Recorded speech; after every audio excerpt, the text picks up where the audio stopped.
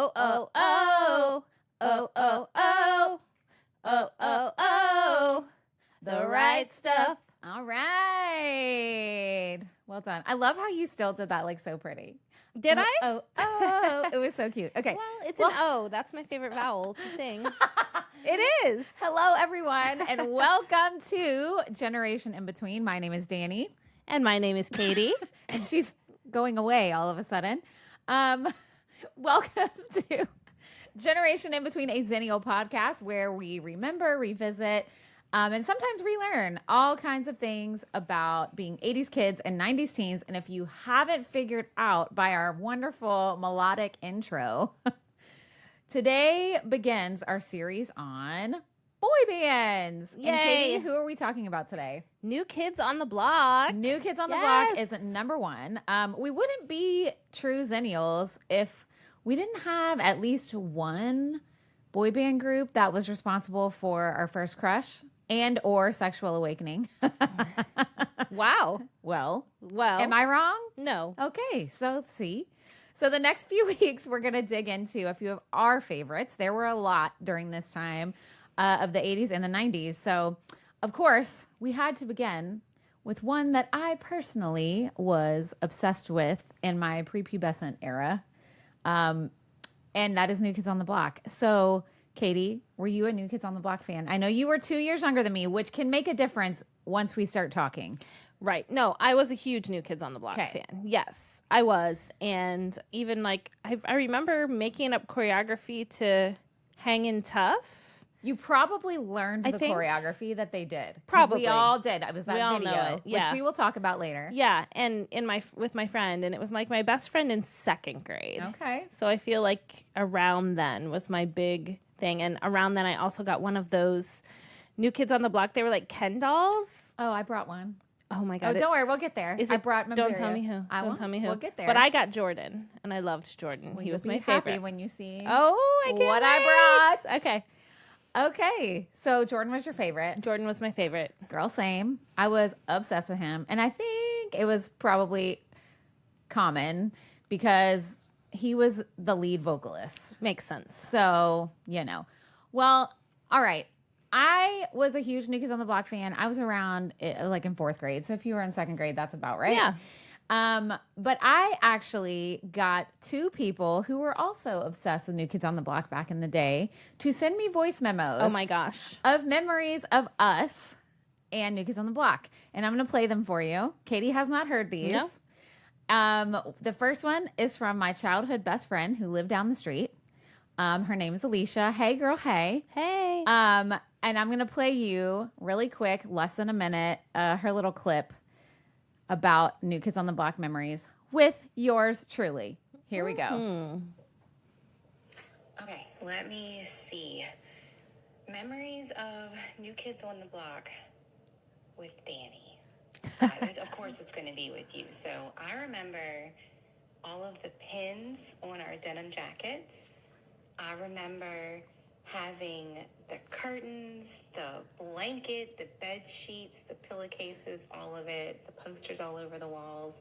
And I remember getting tickets to the concert. I think it was your dad who got tickets for us. And my mom would not let me go. And to this day, I still remind her that she did not let me go see New Kids on the Block in New Orleans with you. Oh my gosh. So Why wouldn't her mom let her go? I don't know, but it was so funny because I forgot that happened. I just thought she was there with me because, like, I'm going to show you a picture, and don't worry, if you're on the YouTube, you'll see this picture. I'm going to show you a picture of us on New Year's Eve, 1990, I think this was. We made our own New Year's baby, and we are wearing our New Kids on the Block shirts. That is I Alicia see it. and me. Aww. She was obsessed with Jonathan. I was obsessed with Jordan. Got it. Oh yeah, Jonathan. I forgot. Cute. Cute. That's me. That's Alicia. New Kids on the Block shirts. And I remember we had this plan because they were brothers. So we're like, well, if we grow up and marry them, we'll be related. Honestly, that was probably a common I know. thing. I think so. That sister or friends did. Yeah, she liked how Jonathan was like the quiet one and the older one. Anyway, so my sister's message. Now, y'all, if you've been with us since the beginning, you've been here. My sister, I made her be on an episode. Her and I are complete opposites. She does not like attention. She does not like talking in front of people. And I said, but she did come on the podcast. She did great. I said, I need you to send me a voice memo for the podcast. And she said, well, oh, shit. She said, oops. She said, I don't know how to do that. Alicia is going to tell me how to do that this week. She's going to teach me. She figured it out by herself, guys. Wow. Now, my sister is fully Gen X. She's fully Gen X. So, like, give her some grace here. But her message was not what I expected. So, I'm going to play it for y'all. And she said she also had to record it a couple times because she didn't want to sound too country. So now I have to find it. Okay, hold on. Sorry. We're going to fix this in a minute. La, la, la, la, la. My sister and I text a lot. Sorry. Like finding where it is. All right. So this is a memory from my sister, Tara, about us and New Kids. Hi, everybody. It's Tara, Danny's sister. She sent me a text asking me to send some memories about New Kids on the Block. So I just want to start this off by saying, back in the day, I don't know if Danny remembers this or has any pictures of it, but she was such a dedicated fan. She had the entire comforter set and sheet set for her bedroom. So we were diehard fans at that time. Danny was a lot younger than me because we're 7 years apart. So I was like in full teenagerhood at the time. I was 15 or 16. She was 8 or 9.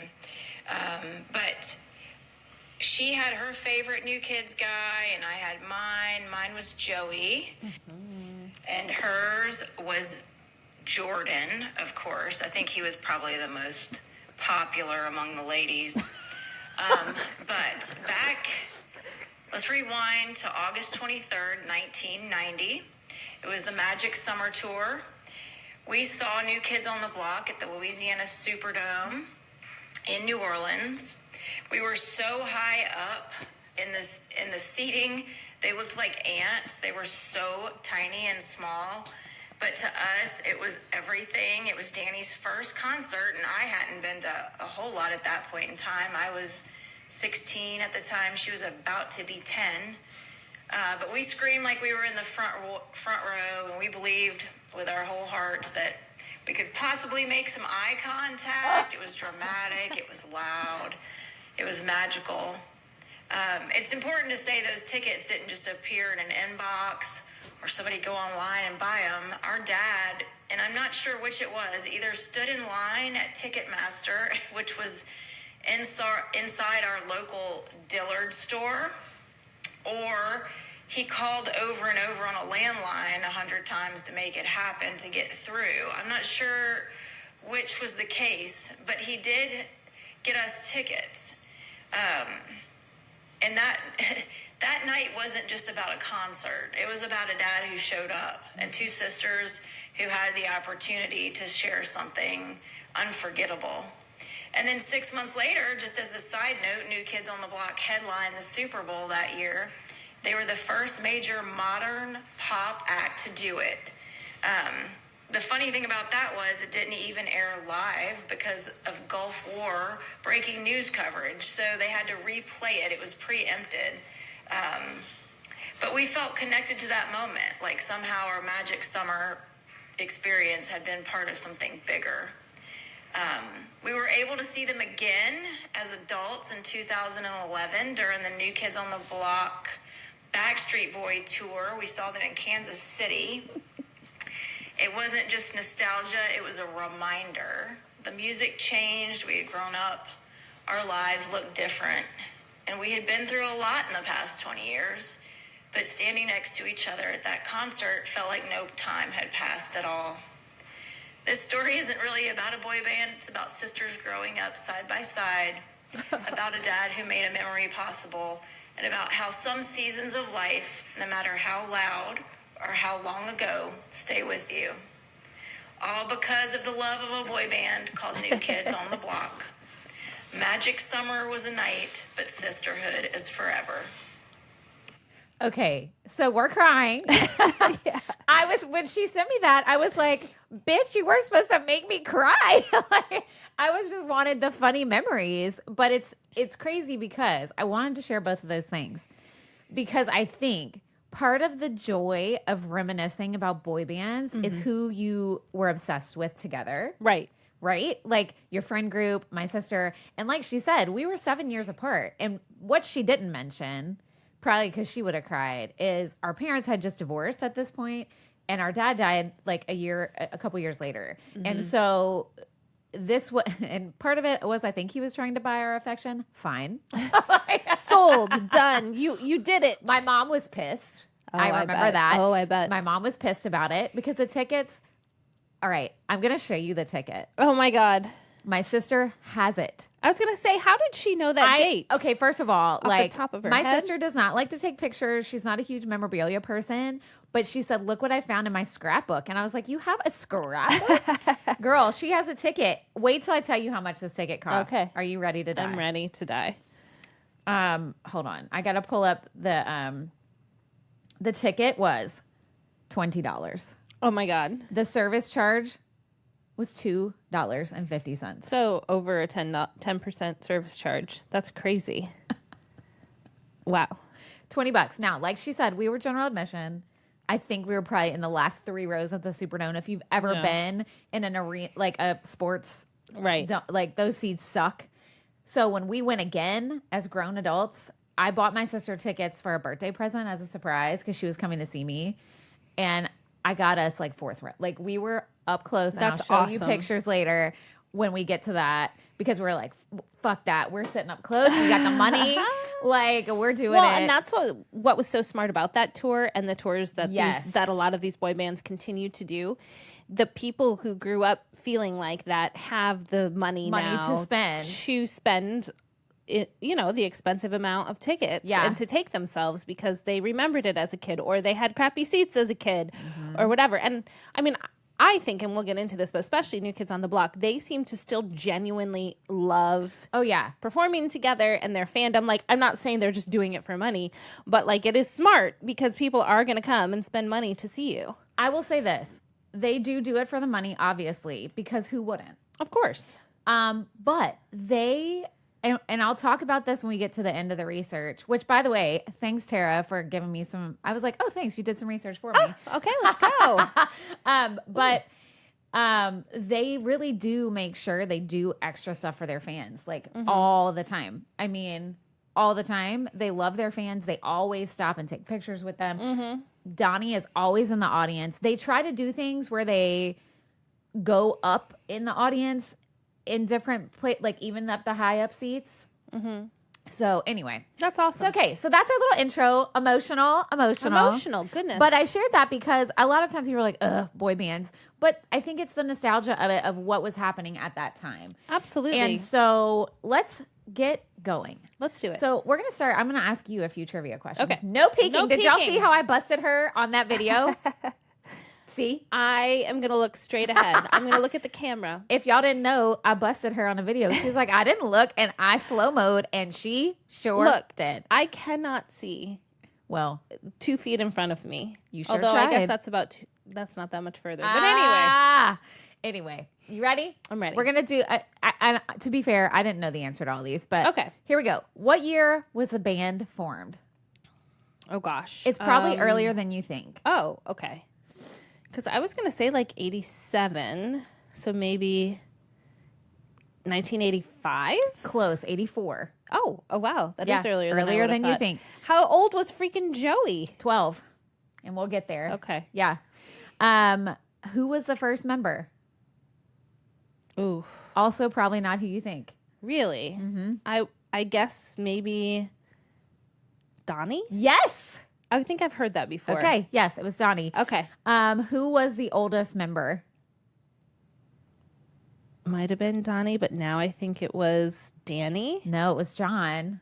Oh, okay. John was the oldest. Yeah, okay, I get that. His birthday is November 29th, 1968. Who was the youngest? Joey. Joey. His birthday is December 31st, 1972. So there's not that many years in between them. You said 68 for the first 68. one and 72? 72.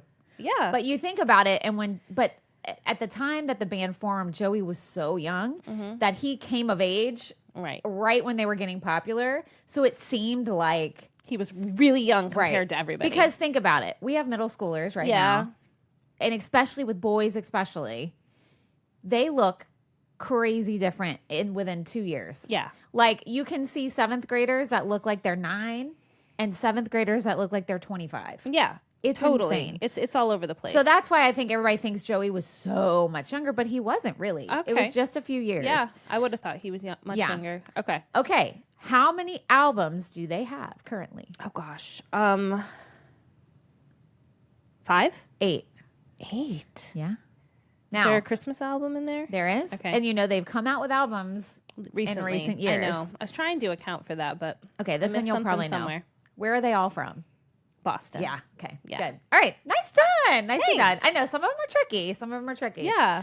So here we go. We're going to jump right into this research. Now, a lot of people think New Kids on the Block were the first big boy band of the 1980s. That is not true. Okay. So we're going to go ahead and clear that up right now and give the proper information where it's due, because I bet you can figure out why people give that the credit once I start talking. I think I know what you're going to say. What do you think I'm going to say? And I didn't look. That it was Menudo? It was Menudo and New Edition. So Menudo was a group comprised of 5 Latino male teens. They were formed 8 years before New Kids on the Block. And New Edition, which was comprised of 5 black male teens, were formed 2 years before New Kids on the Block. And that piece of information is pivotal when we talk about how New Kids formed, okay? Which we're going to get to in just a second. All right. So New Kids on the Block were not the first kids on the block, guys. Okay, just the new ones. They were the white ones. Yeah, and that is just I feel like that's important to say from jump, because that just shines a light on the Eurocentric, like especially of the time. Yeah. Kind of way that the entertainment industry was, and it was unfortunate because that's where the money went. That's where I think we're starting to see difference in that now. But y'all, it's 2020. So I know. Yeah, this was a long time ago. So anyways, so Menudo, New Edition, they were the ones in the 80s who got the boy band craze started. Okay. New Kids came along after them. And then those 3 groups paved the way for the big boy band explosion of the 90s and the 2000s. Those 3 groups inspired the others. So let's talk about how they were formed. Remember I said New Edition? Mm-hmm. Well, they had a manager producer by the name of Maurice Starr. Have you heard of him before? I have. He was New Edition's manager and producer. He actually was a prior R&B singer, which I did not know. Please look up his album covers. They are hilarious. What do you mean?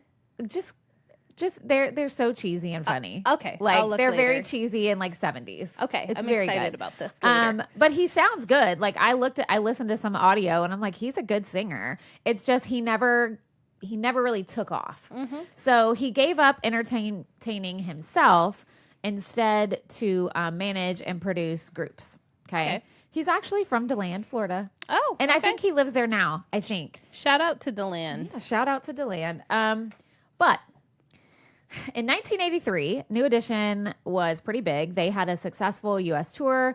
Their debut album, Candy Girl. Do you remember that song? Candy Girl. I love that song.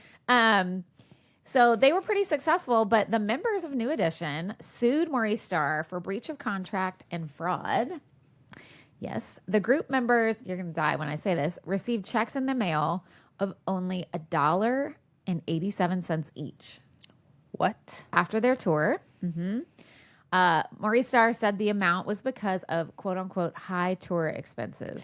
I've heard this before. Mm-hmm. Like with the Chicks, that was something that happened to them too. They were expected to pay back all the like studio time and like and it was like costs that were like way higher than they should be supposedly. Yeah. So the group demanded out of their contract with him, and as well as the right to use their name on their own with another label. So they did win the lawsuit. They got out of their contract and they received a settlement. They went on to sign with MCA Records and then had continued success and financial backing. Jeez. Yeah. So after that, some people say Maurice Starr formed New Kids on the Block as kind of a retaliation group. He immediately started working on putting together a new act. And he said this, and this is why they think he did it out of retaliation. He said, I honestly believe if they were white, they would have been 20 times as big. Which, now, he is a black man. And so this is kind of an interesting situation because he knows how the industry works and he knows where the money comes, even though he's feeding into it and hurting his own background and people group. Like, he's like, well, but I can make money off of it. So yeah, this guy sounds terrible. I don't really know. The New Kids really love him. They still have relationship with him later in life. Okay. So question mark. Yeah. Question mark, I guess. But they also had controversy later too, which we'll talk about. So I don't know. I say all this because question mark of all the things. Okay. It's an interesting situation because he saw how the industry was, but he took advantage of the first group he had. I think personally, it seems like he did. Yeah, I'm sure he made more than $1.89 off of them. But he didn't compensate these kids because they were kids. Right. So anyway, so in 1984, so that's just the beginning. In 1984, he launched a talent search across Boston. Okay. Why Boston? I don't know. We don't know. Okay. No clue. No idea. Looking for trainable, good-looking, and young white men. Yikes. I know. That's not a happy laugh. So he didn't set out to form a new boy group. He set out to form a white new edition, a boy group that was exclusively white young men. Well, I don't think he said that like specifically, but yes. But that casting call did. Well, no, that wasn't the casting call. This is not a direct quote. Okay. But good looking, yes. Trainable, yes. And young, yes. We don't know if it said white. Right. I am assuming yes, because he said what he wanted, and he has been quoted as saying he wanted a white new edition. Right. Wow. Okay. Okay. Right. And when I tell you more about their beginnings, you'll see that is totally what he was trying to do. Right. So, all right. So let's get on to the talent search begins. The first person that they find is Dorchester native Donny Wahlberg. He was 15 at the time. He dazzled Maurice Starr with his rapping skills. All right. And I remembered, he rapped on like every album. Yeah. He had at least one song that was a Donny rap. His younger brother, Mark Wahlberg, joined next, but he left after a few months. He just wasn't into what they were putting out. He didn't like the boy band image. He wanted to focus more on a rap career.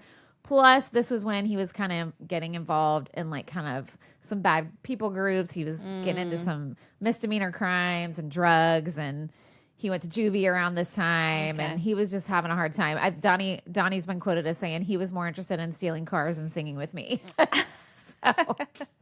And they've probably since like talked about it and had a little giggle. Yeah. I mean, Mark Wahlberg is pretty open about his like struggles and all that stuff. So once Donnie was in and Mark was out, Donnie recruited some school friends by the name of Jamie Kelly, Jordan Knight, and Danny Wood. And they were all around the same age as Donnie, 15, 16 years old. So Jordan's older brother, Jonathan, joined after Jamie Kelly left, which you were probably like, who's Jamie Kelly? Yeah. Well, he wasn't there long either. He was asked to leave due to quote unquote lack of dedication to the group. Okay. So I don't know. Maybe he just wasn't taking it serious. Yeah. You know, I mean, they're teenagers. Like teenage boy, yeah. So teenagers, whatever. And I mean, you have this man trying to say, "Oh yeah, you're going to be a big deal," and it's like, I don't want to do it. Are we going to be a big deal? Are you and sure? Are we? I know. Yeah. Are we? So, anyways, that's how we get everybody up to Joey. So Maurice Starr really wanted to have like a young Michael Jackson-esque era Jackson 5 singer who was young and could sing those little pretty high notes that we all know and love. And they found him in Joey McIntyre. He was 12 when they found him. Wow. And it was so crazy to me. I looked up some old videos, and the one video they have of Please Don't Go Girl. Yeah. He looks like my son Cooper. He does. And I'm like, oh, Cooper's 13, and I'm like, that would be like him in a boy band right now. With boys who were 16 years 17, old. Something, whatever. Yeah. Puskus. It'd be a huge, huge gap. That's crazy. Because again, that's not that many years apart in age. But think of all the things that happen to you in your body and your mind and your life in those few years. That's very different eras. Very different. Very different. So little Joey joined on, and they began a very heavy practice schedule. Every day after school, on the weekends, they were practicing, rehearsing, all the things. So Jordan was labeled the primary lead vocals. He had a crazy falsetto, which he still has to this day. Wow. Yes. Wow. So props on you for maintaining your vocal ability. Because he's in his 50s now, yeah? Yeah, has to be. He still has it. I've seen it in person. Wow. It sounds exactly the same. Wow. Exactly the same. He was like the heartthrob of the group, okay? He was adorable. So cute. Okay. Donny was, surprisingly, I found out the co-secondary lead vocals. What? Right. He was the rapper. He was like the streetwise persona, kind of the bad boy. But he wasn't really a bad boy. He really wasn't. It was just he was bad boy light. Something we'll find out in these boy band, every episode we do, everybody had a persona. Of course. And girl groups were the same. I think it's like that right now too with some of these like even like the K-pop groups. Oh yeah, that are really everybody popular. Everyone's like their own kind of version of a type. Yeah. Yeah. So, and then Joey was another co-secondary lead vocals, which that I knew. Yeah, I knew that too. Yeah, and then he was the little innocent baby, little Michael Jackson of the group. He was so cute. Danny was, tell me what this word means. Tertiary vocals? What does that mean? Tertiary means like backup. Okay, which I figured. Yeah. Danny and John both were tertiary vocals. Okay. Danny was like the brawn of the group, if you remember. Yeah. And he was a breakdancer, hella good breakdancer. I think they all could breakdance, but I remember them showcasing really good. A lot. Also, he can still do it. He is a grandpa now, y'all. He can breakdance? He is in amazing shape. You should, he does bodybuilding and stuff. Well, we'll get to, but that cartoon you had me watch. Yes.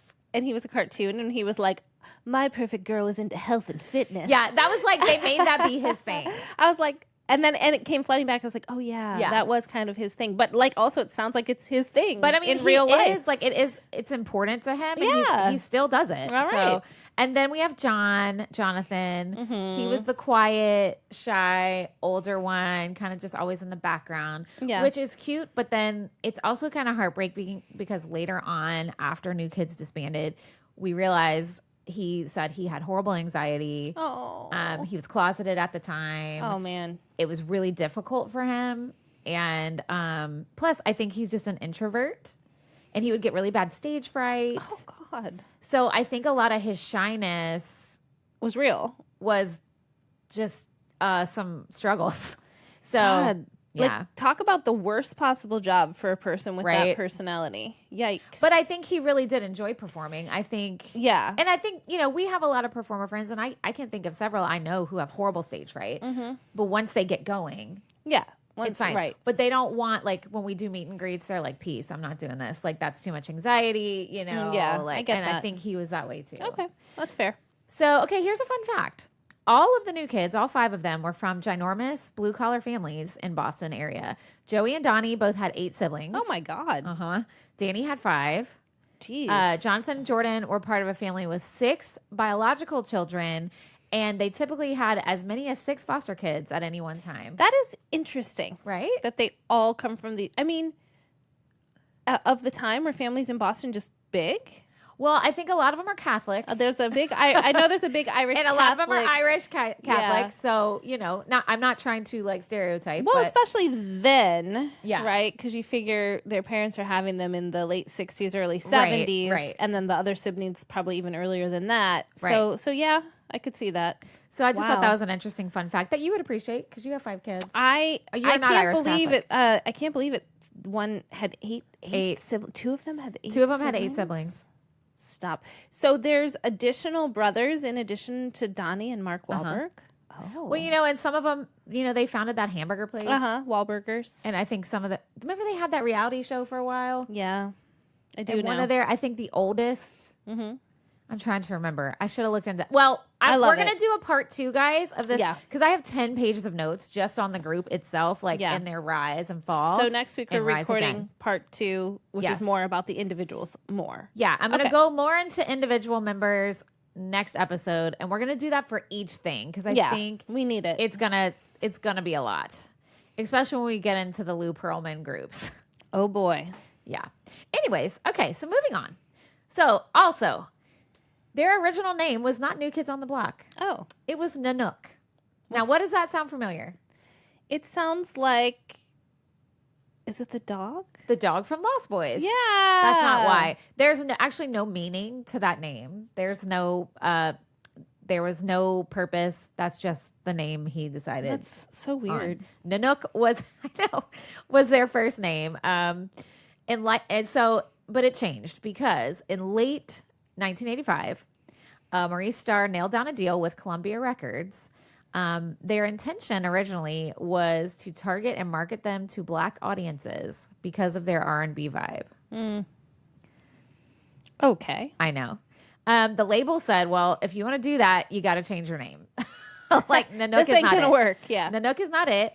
And so they eventually decided on New Kids on the Block, which was the title of one of Donny's rap songs and later became track number 6 on their debut album of the same name. Okay. Got it. So that's how they landed on that. So here's their ages when they recorded that album in 1985, just to remind you. Jonathan was 17. Donny and Danny were 16. Jordan was 15. And Joey was 13. Wow. 13. Dang. Right. So he was 14 by the time the album came out. But when they recorded and filmed those videos and all that stuff, he was a baby. Yeah. He was a baby. All right. So April 1986, Columbia released their debut LP titled New Kids on the Block. The songs were typical bubblegum pop fodder with they tried to have this light R&B mix. Have you re-listened to it at all? The first one? Yeah. I don't think so. What songs pretty were bad. on it? Well, I'll tell you. Okay. Just a minute. Maurice Starr wrote 6 of the 10 tracks and co-wrote 3 others. So his hand was heavily involved in this one. The only one not credited to him at all was the song Didn't I Blow Your Mind This Time? Oh, wait. Something I have to say. Didn't I, parentheses, blow your mind this time? That was originally a hit by the group The Delphonics in 1969, which I did not know. Now, I had to go back and say the parentheses because what I noticed was a lot of New Kids on the Block songs have parentheses. Really? Oh, wait. Every album, there's multiple. Okay. And I'm like, why? Just why say can't it. we just, if anybody knows why we put parentheses in songs titles, please let me know. Why can't you just say, didn't I blow your mind this time? That's a fucking lyric. Yeah. Yeah, that's a whole song. So, isn't that One More Time by Britney? Doesn't that one have parentheses also in it parentheses. too? Yeah. What? I don't know. I don't get it. So here's the songs on their debut album. You probably won't know a lot of them unless you are a blockhead, which is what New Kids on the Block fans are officially called, which I think is hilarious. Okay, here's the songs. Debut album. Stop It, Girl. Didn't I, parentheses, blow your mind this time. Popsicle. Angel. Be My Girl. New Kids on the Block. Are You Down? I Want to Be Loved by You. Don't Give Up on Me. Treat Me Right. Also, every single New Kids on the Block song is about a girl in some way, shape, or form. Yes. Everyone.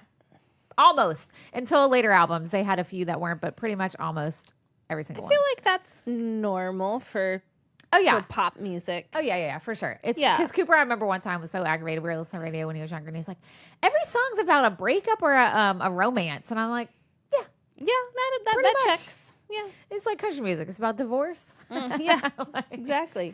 Anyway, so we're going to talk for a second about that falsetto of Jordan on Didn't I Blow Your Mind This Time? Yes. Do we remember? Didn't I blow your mind this time?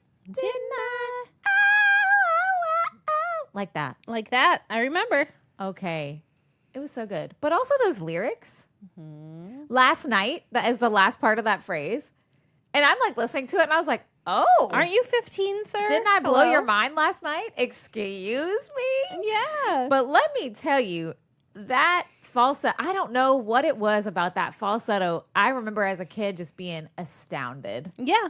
And because, I mean, but I didn't know. It's astounding. I didn't know at 9 how hard that is to do consistently for male singers or anyone. Like, hello, me. Hooked me. That falsetto. It's really good. Got me. Well, what was the group we went and saw the musical about? The guys known Jersey for Boys. Jersey Boys. Oh. Is it Frankie Valli? Frankie Valli? No. Yeah. Frankie Valli is La Bamba, right? No, that's Frankie Valli. We don't know. We don't know. That guy, the one, Sherry, baby, that guy. And that's like mainly why the Four Seasons or whatever were so popular. The falsetto. Because of him. Every time gets you. Anyway, that's what hooked me as a prepubescent little girl. But I didn't find this album, their OG album, till later. Till after their second album came out. And we're going to talk about why that is. And that pretty much was, this album was a flop, kind of, commercially. So it peaked at number 25 on the Billboard 200 chart. None of the singles charted nationally. The first single, Be My Girl, saw some local airplay at various radio stations around the country, but that was about it. Okay. And the second single, Stop It Girl. Stop It Girl. Yeah, flopped everywhere. And this album is really not great. Like, Didn't I Blow Your Mind this time? And Popsicle. But Didn't I Blow Your Mind this time is a song from before. It's right. That's what I mean. It's a cover. It's not their song. Right. But Popsicle is also a bop, though. And it's little Joey singing. Oh. You're my popsicle. I don't know the words, obviously, except that. So when this album came out, Maurice Starr had them performing pretty much anywhere that would take them in the New England area. So they were at bars, they were at clubs, they were even at school dances. Stop. They even performed at a prison that one of Donnie's brothers was in. Oh, stop. And he had the idea to throw packs of cigarettes in the crowd to get them to like them. And it worked. I mean, that's such a great marketing plan. But also, like, is there an advantage to people in prison liking you? I don't know. Like, I don't. Who I think are they just telling their to friends to listen to you? I don't understand. I don't know. Okay. They also did gigs at like festivals that didn't really go well. During an early gig at the Franklin Park Kite Festival. Stop. The group faced a jeering crowd and they started throwing things at them. Danny's face was cut by a flying record. I don't know if they were giving out records and people were throwing it. But Donnie like pushed for them to keep on going because he had a classmate. They had classmates in the crowd and he didn't want them to see them give up. So they kept performing. They were like, we got to save face. I feel like Donnie's just putting them in very dangerous situations. He's like, let's go to a prison and hand out cigarettes. I feel like, especially watching back on the videos, like, you know, some of the documentary stuff they did, Donnie's their hype man. Oh, definitely. He is their hype man. And if you ever see them live, he is the one that is in the crowd. He gets it going. Like, every time. I feel that. So I could totally see him being like, hell yeah, let's go to the prison. My brother's there. Like, you know, let's do it. Here's a carton of Marlboro Lights. We got this.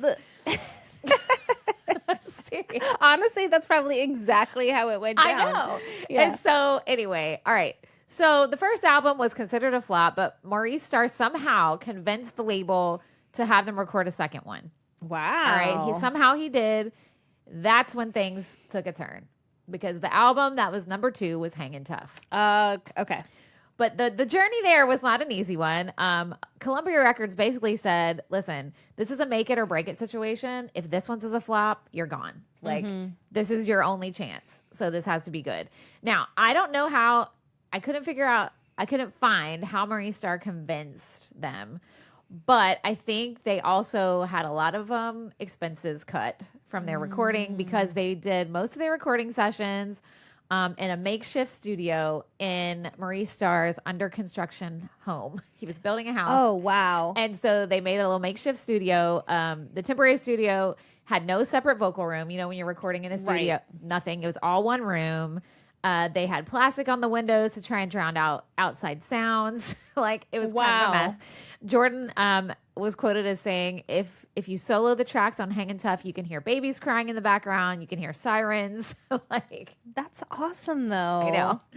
So I'm assuming studio costs was probably part of the deal. Like, it was like, we'll figure it out. If you make it on your own, we will distribute it. Yeah. But we're not providing resources Correct. to you. Yeah.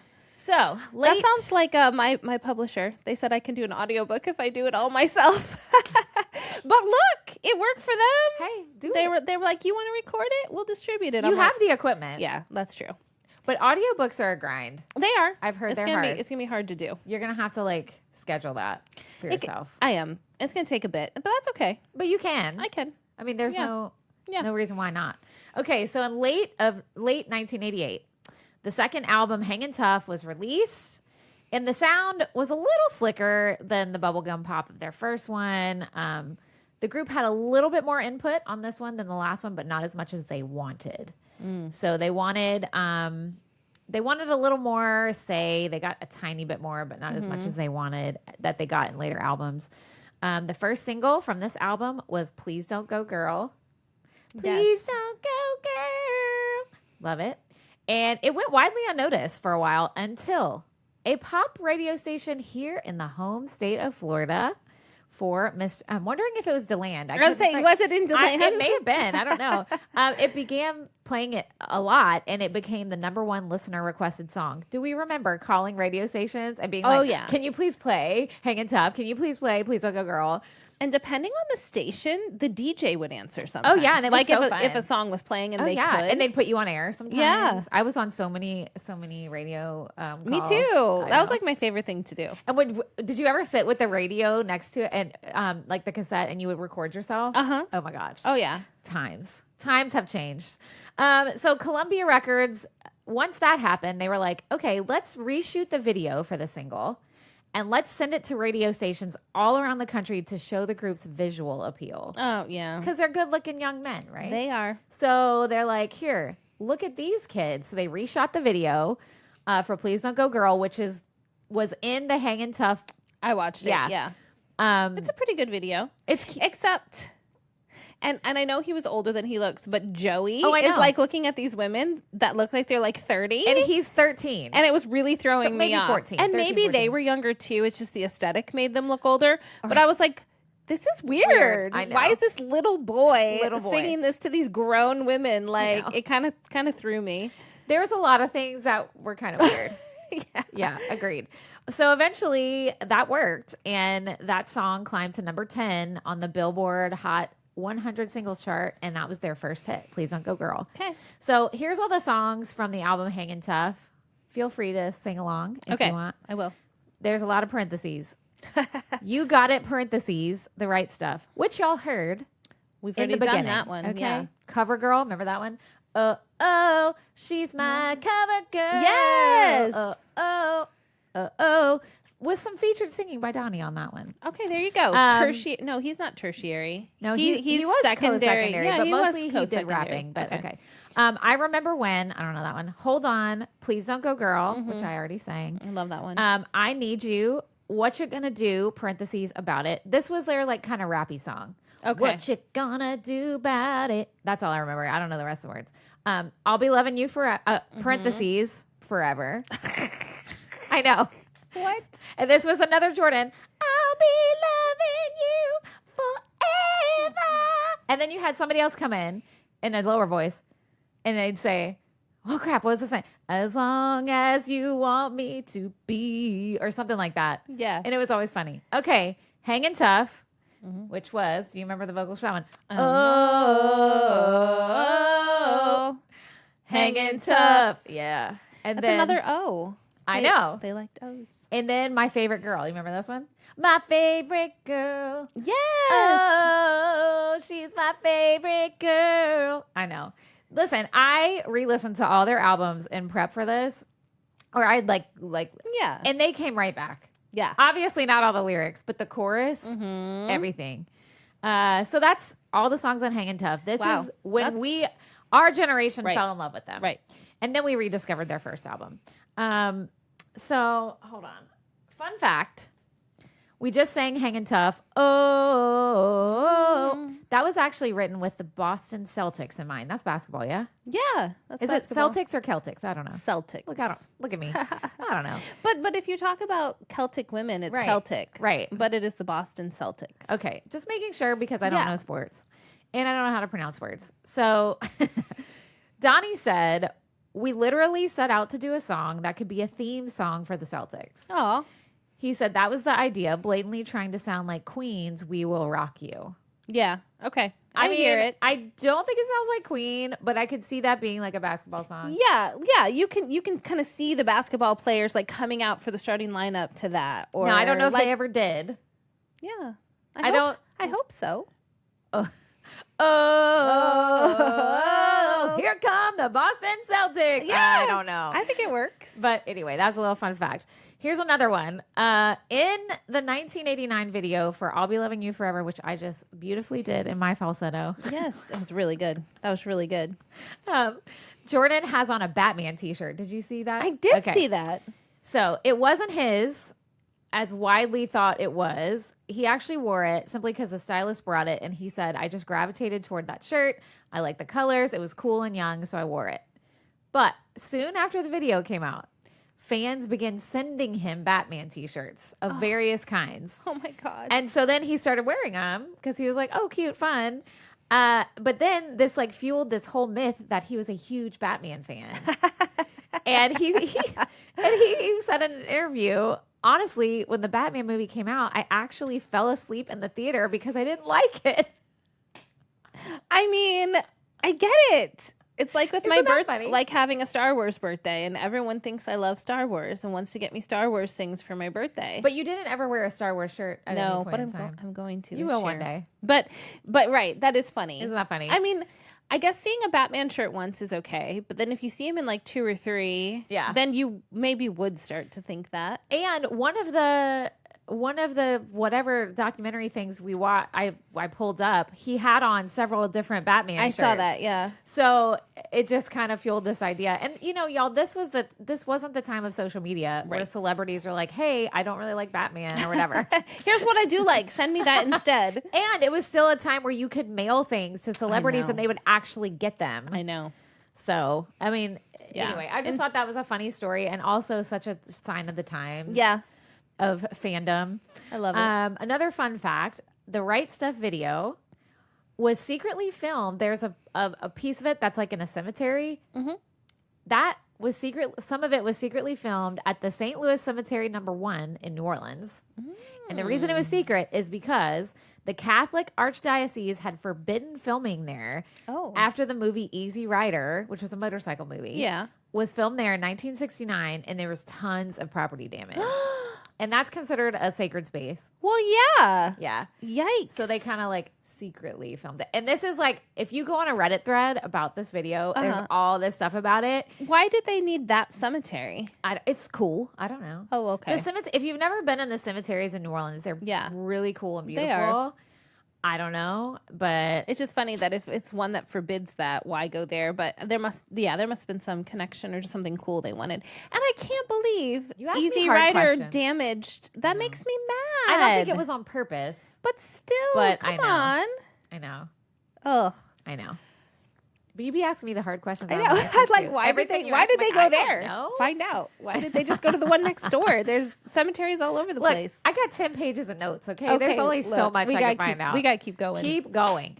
So during this time of Hangin' Tough, the New Kids appeared. They had appearances on Soul Train. Yes. Showtime at the Apollo. And also eventually became the opening act for teen pop sensation Tiffany on her national tour. I remember that. So the second single from this album was You Got It, parentheses, The Right Stuff.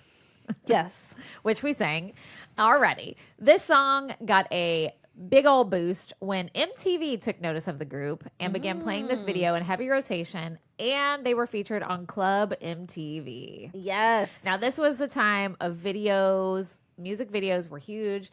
Y'all need to go listen to our MTV episode. We mentioned it last time.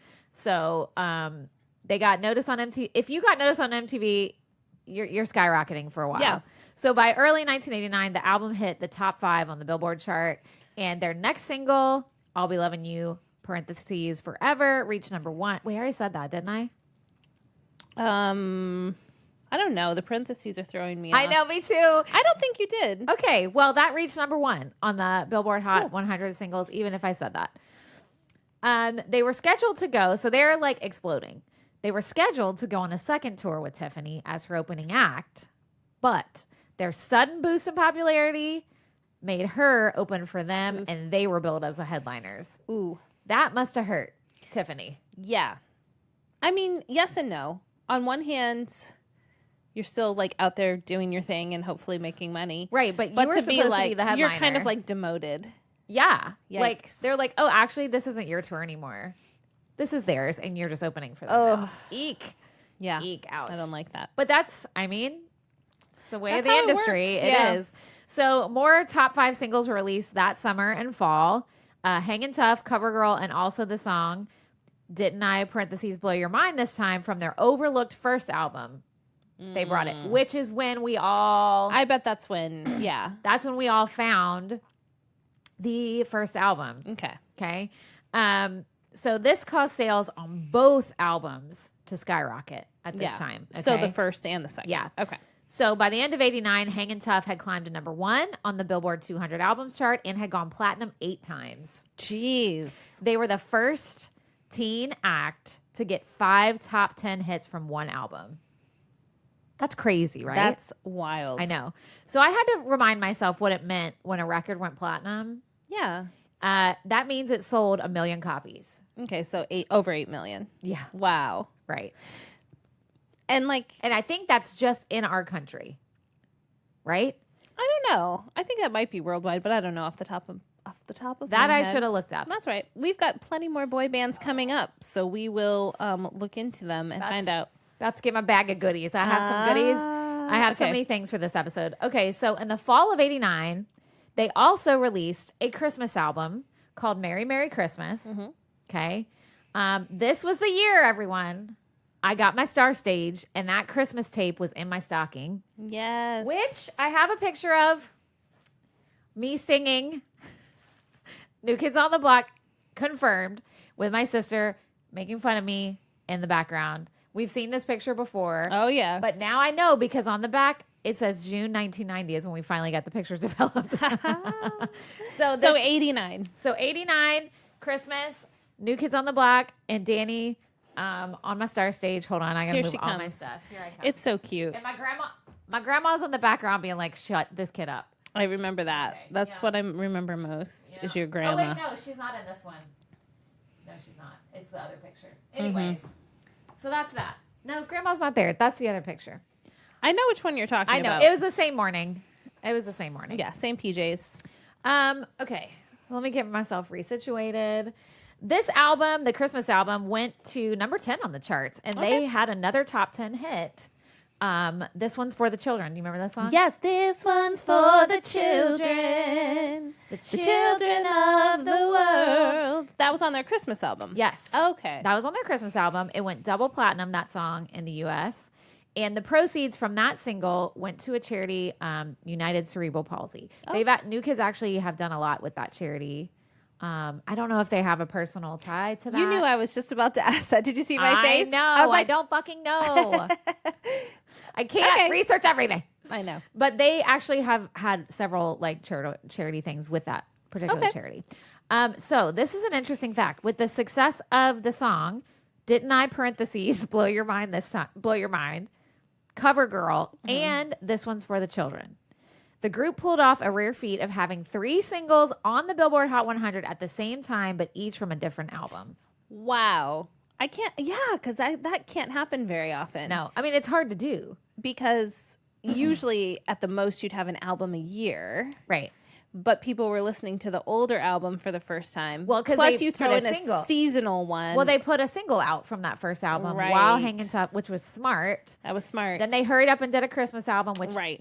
I know you haven't listened to it. Not all of it. You got I'm it. excited. I want to You're gonna now. love it. You're gonna I know love I it. am. So yeah, it's a pretty big deal. Okay. And this happened in a pretty short period of time. Yeah. So when I say they were exploding, they were exploding. Hangin' Tough spent 132 weeks on the charts. Wow. And in January 1990, they won 2 American Music Awards for Best Pop Rock Album and Best Pop Rock Group.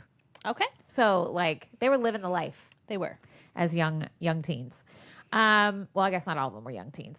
So, Columbia Music Video also released a home video, which I was referencing, Hangin' Tough, a documentary on the band that included their 4 hit music videos and a live concert recorded during their 1989 tour. Okay. So, excuse me, that's the one they were on with Tiffany. Yes. It achieved massive sales. I had this. Did you have this? I don't think You so. didn't? Okay. I bet you had the step-by-step one. I did. Yeah, okay. I did. It earned a Grammy Wow. for Best Long-Form Music Video, and it was one of the biggest selling music home videos of all time. Wow. Yeah.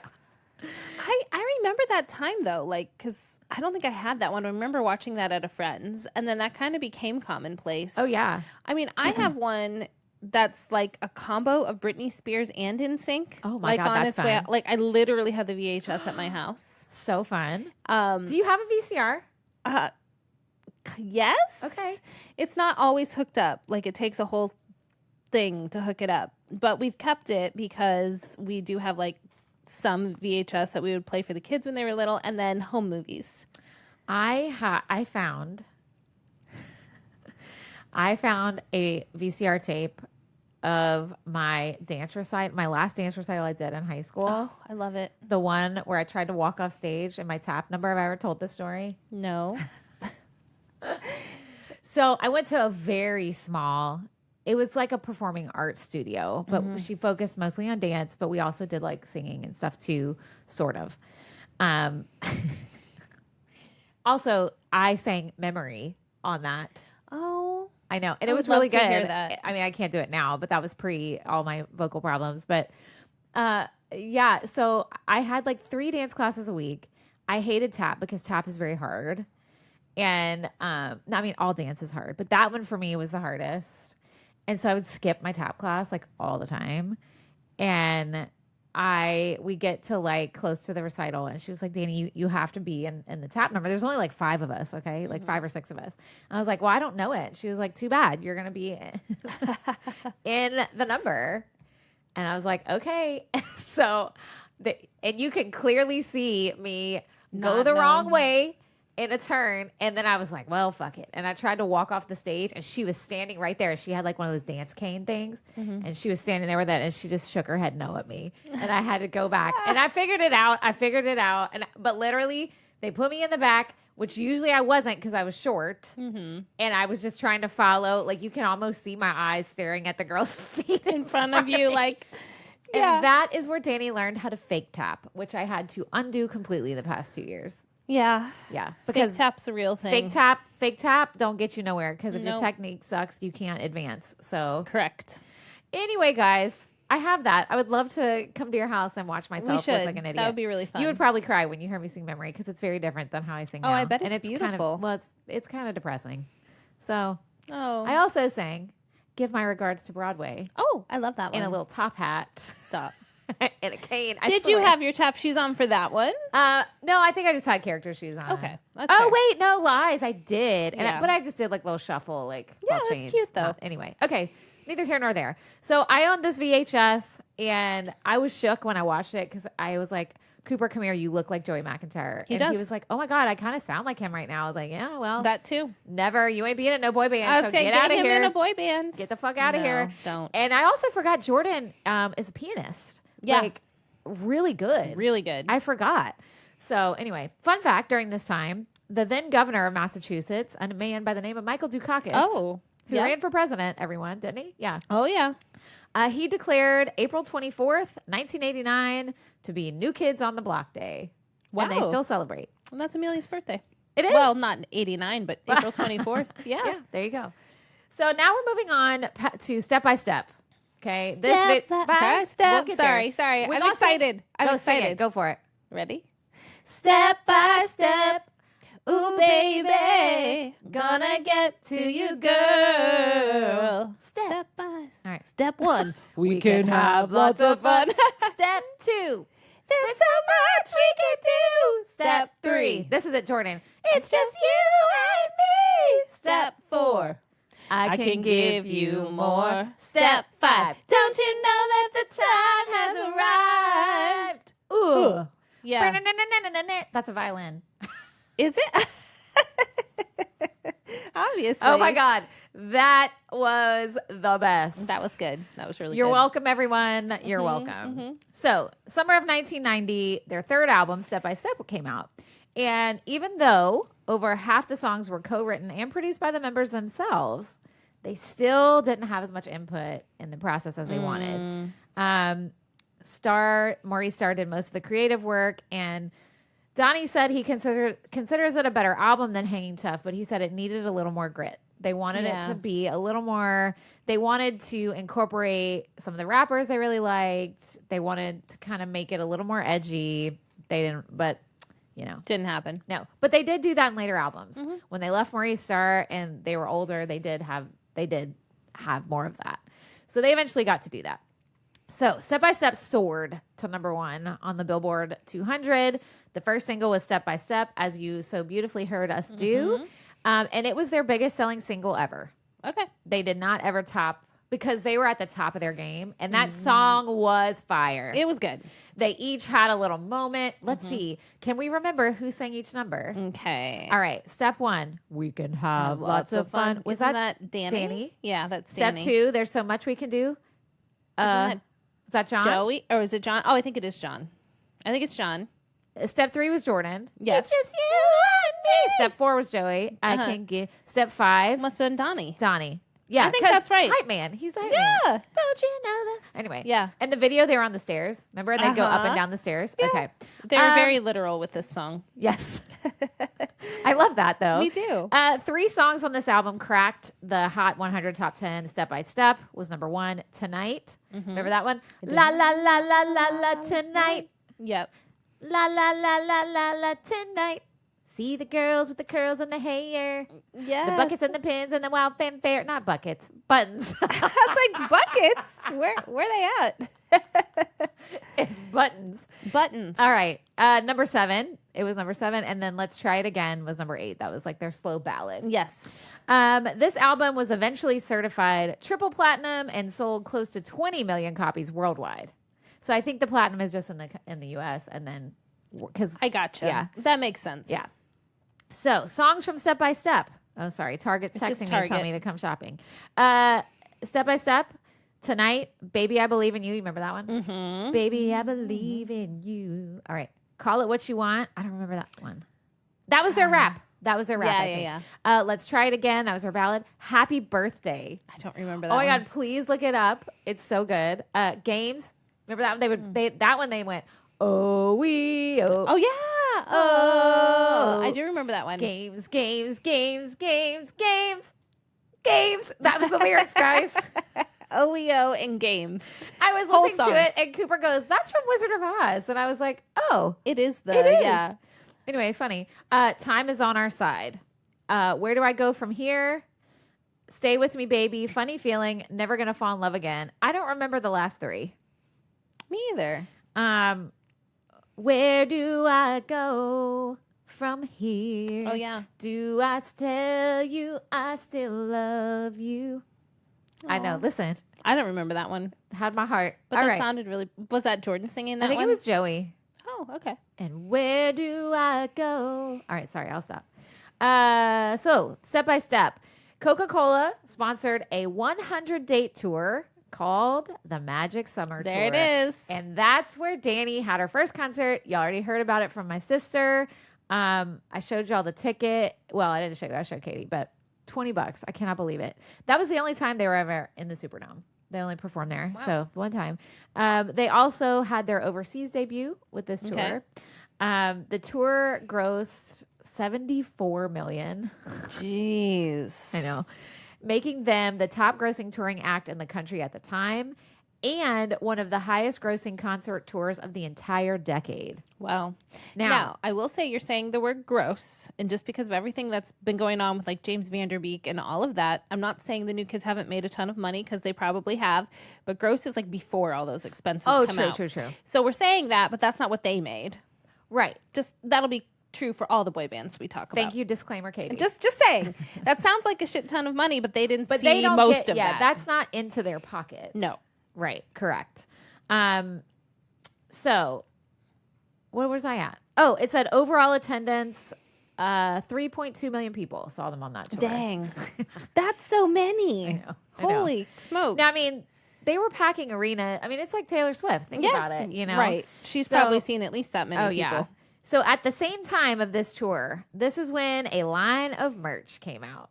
So good. It had lunch boxes, bedding set, which y'all heard I owned. I definitely had the comforter. Oh yeah, I had maybe the whole it was set. a full set. It must have been a full set, but yeah, it came as a full set, and then I also bought the curtains.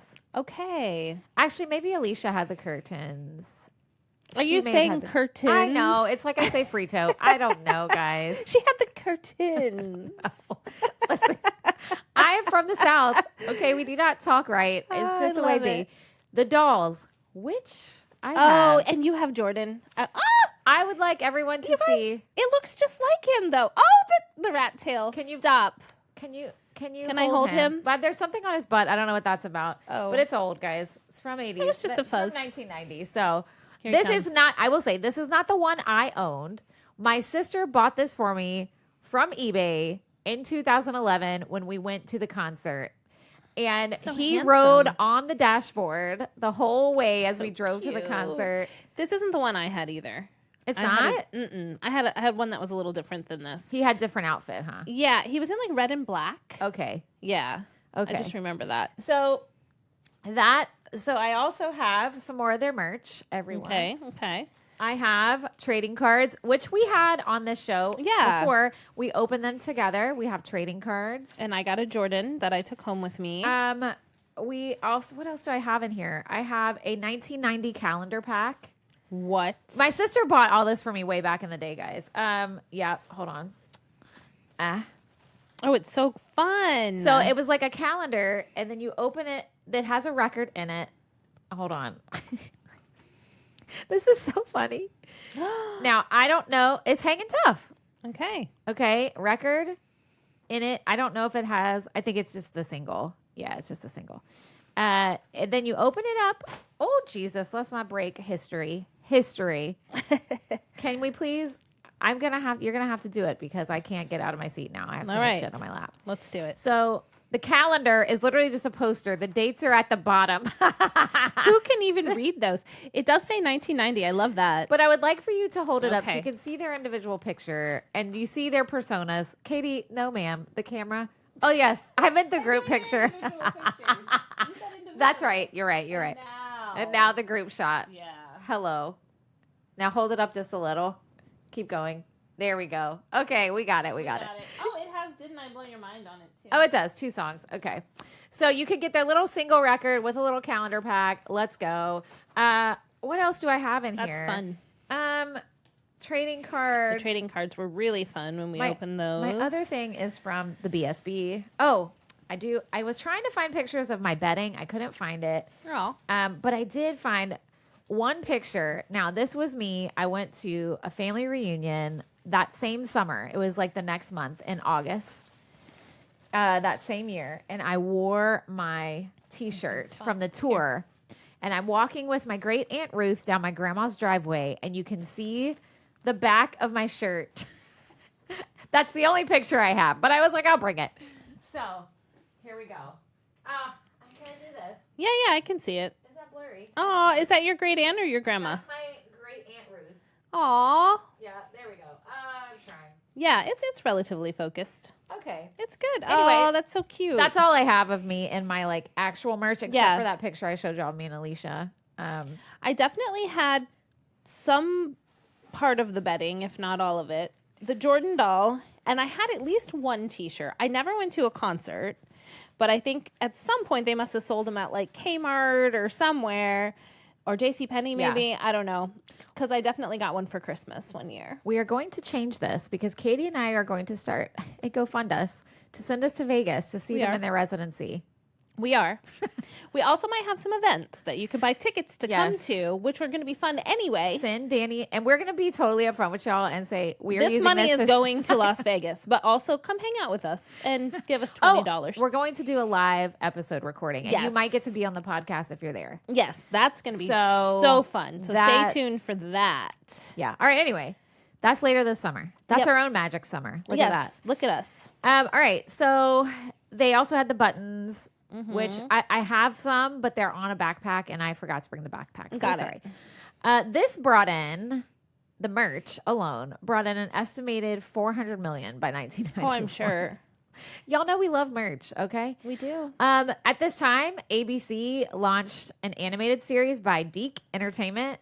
They did all the cartoons of that time. Okay. Do you remember their logo? Deeks? You didn't watch as much. No, it's DIC. No. Deke. I know we want to say Dick. It's not Dick, guys. Like, it's what? Deke. No. If you watched a lot of cartoons at the time, you'll know exactly what I'm talking about. The Deke logo came on at the end of the cartoons, and it was this little kid voice going, Deke.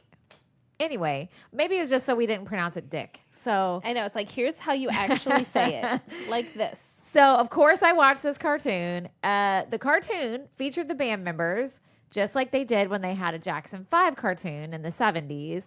The members did not voice the characters, and it's very obvious. Yes, I noticed that. The voices sound nothing like them in real life, but they did have the real band members do like little live action clips in the intro and outro of the episodes, which was really fun. Those were cute. And it kind of like every episode focused on a different member. And they talked about it. So I sent Katie one. Yeah. So tell us about the cartoon, Katie. So you had never seen it, right? I had never seen it. Okay. So the one I watched was like this reporter, and she was a young woman or teenager maybe, and she was interviewing Danny about like who his perfect girlfriend would be or whatever. So it started like that. But then it kind of spiraled, and she was like obsessed with him and like trying to get closer to him. But then they did like a concert in the middle, and it was Did you watch the whole thing? Yeah. Oh my God, I did. I didn't. I watched. It's like a train wreck. You can't turn away. Yeah, and she started to get like agitated because like all these girls were around him, but it was a cartoon. I don't know. It was funny. I mean, it's very of the time. It's very 1990 or 1991, whenever that came out. Please go look it up. You can find a bunch of them. Oh yeah, on YouTube. Yeah. What happened was I was watching it, and then I went to like answer an email or something. I looked back and I was like, oh, I thought it was like almost done. It had auto played into another one, and I I'm like. 11 minutes left, and then I was like, oh, it auto played to another one. So you can just like hit a little playlist and watch them all. Probably. I love that you did that. That's so great. I was like, what happened? Where's the reporter? Okay, at the same time, there was a pay-per-view special. Now, guys, this was a big deal back. They still do. Yeah, they still do them. With like wrestling and stuff like that. And it was called No More Games. That had behind the scenes. Fan interviews and special performances. Did you watch any of it? Okay. Yeah. So my favorite behind the scenes was they showed Danny with their stylist getting his rat tail braided. Yes. And he was like, it's real, everybody. See, everybody says my rat tail's fake. It's my real hair. And I was like, was that a thing? Why would people think it was fake? Also, Troy had a rat tail at this time, and I asked him, and he dyed it black, and I said, was it for the New Kids on the Block? And he was like, no, other people had rat tails. They didn't have a trademark on the rat tails. Come on. I mean, which y'all don't understand, that was a big thing at the time. That was. Which is so funny. Anyway, they also had 2 other pay-per-view specials. Wow. They had a lot of them, but it was kind of like if you couldn't go to a concert, it was kind of like your way of feeling like you were at. But my favorite thing was the unhinged teenage girl interviews. Oh, I know. Unhinged. Those were hilarious. They were like panicking, obsessed, almost to the point of scary. Yeah. Like crying. Oh my God. And totally inappropriate. And what's crazy is when you think about like the old videos of like the Beatles and stuff. Yeah. It's the same. So it's interesting you say the Beatles. Because during this time, when my sister and I were obsessed with them, my mom actually was like totally supportive of it because she was a teenager and was obsessed with the Beatles. Yep.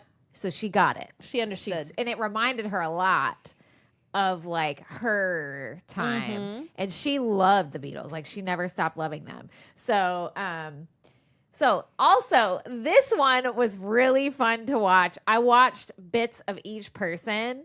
Did you watch the Disney special?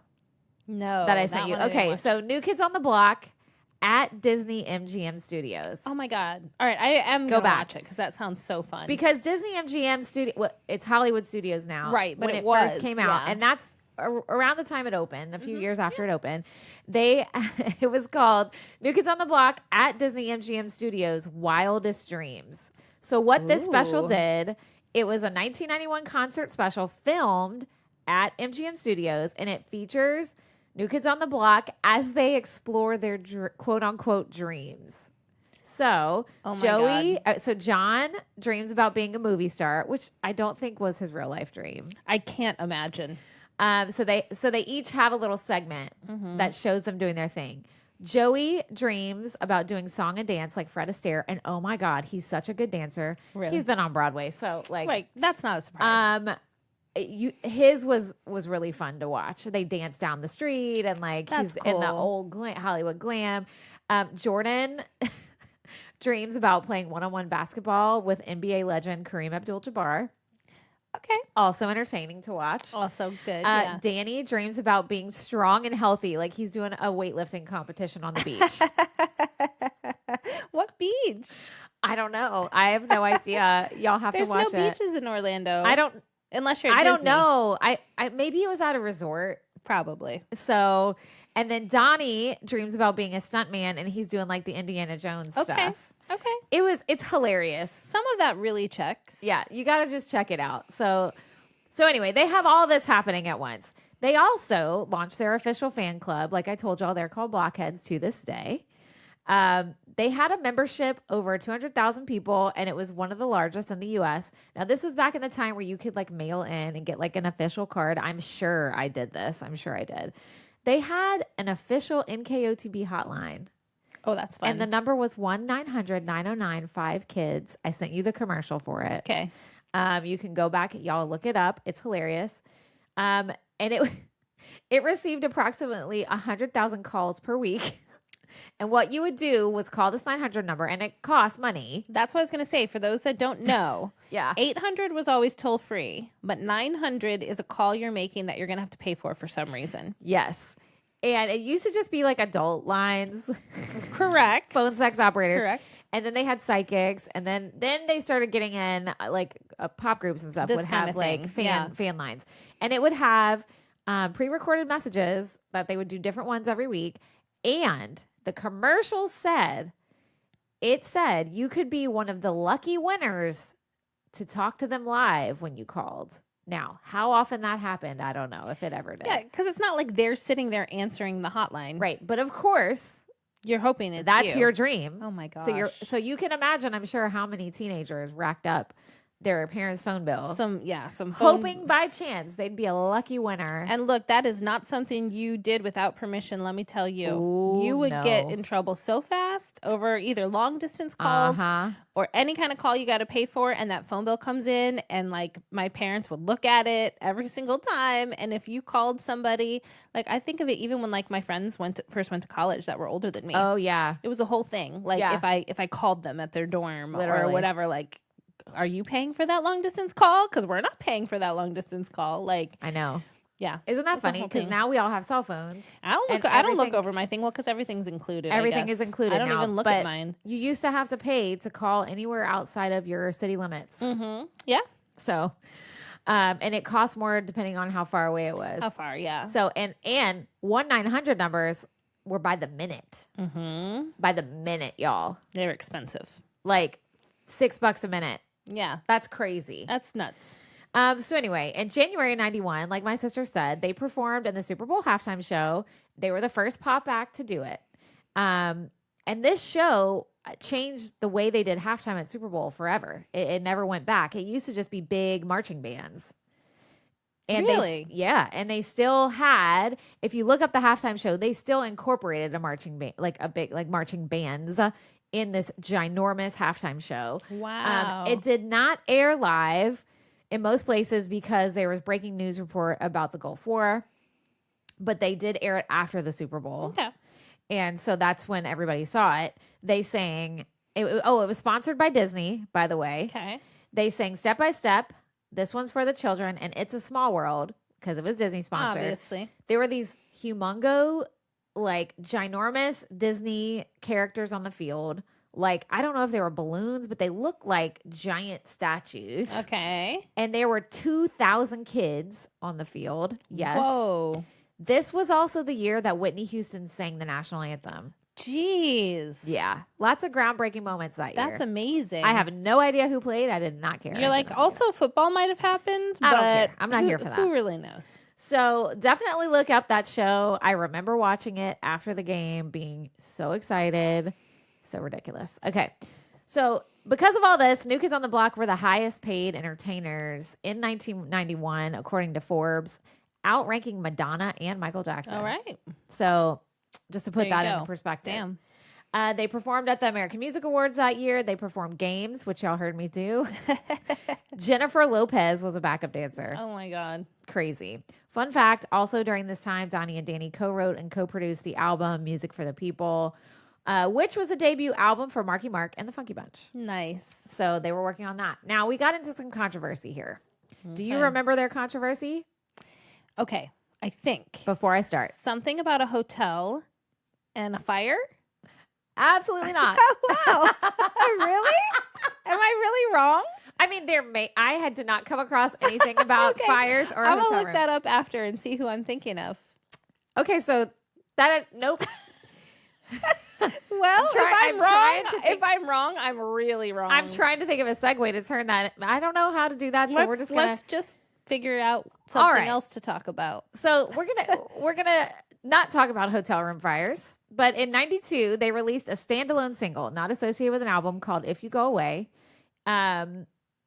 If you go away, girl. That's all I know.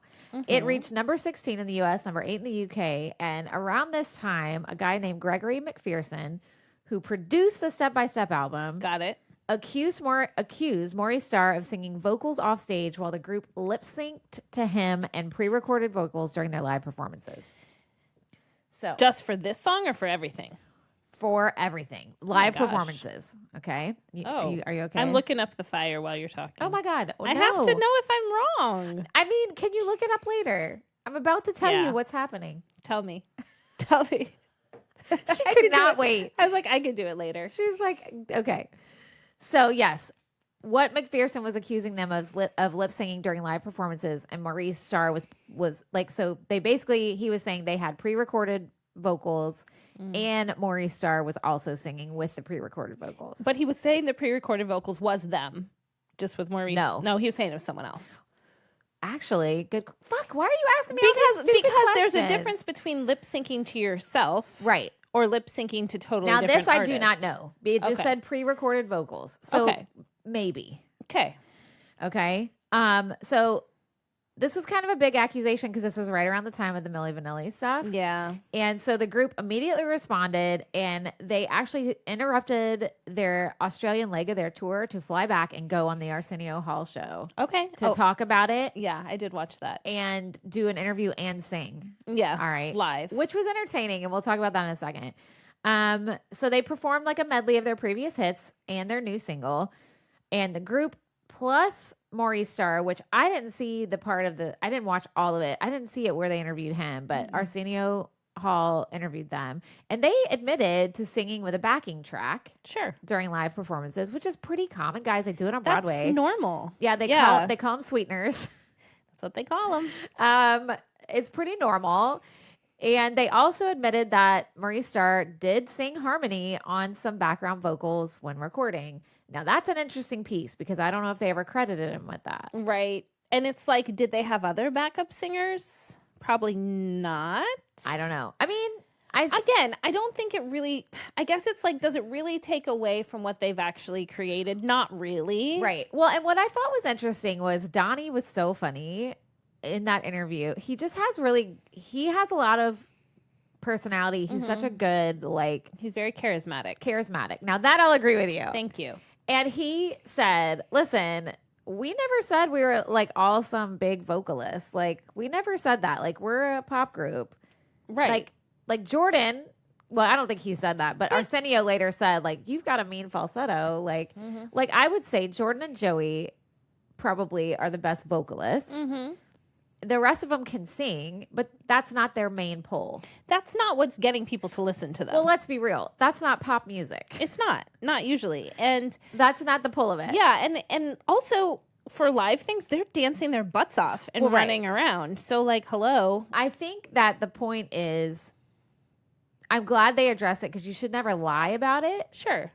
Right? I mean, if you're going to have background vocals, say it. It's just like Broadway shows. If you're having sweeteners, I would like to know. Yeah.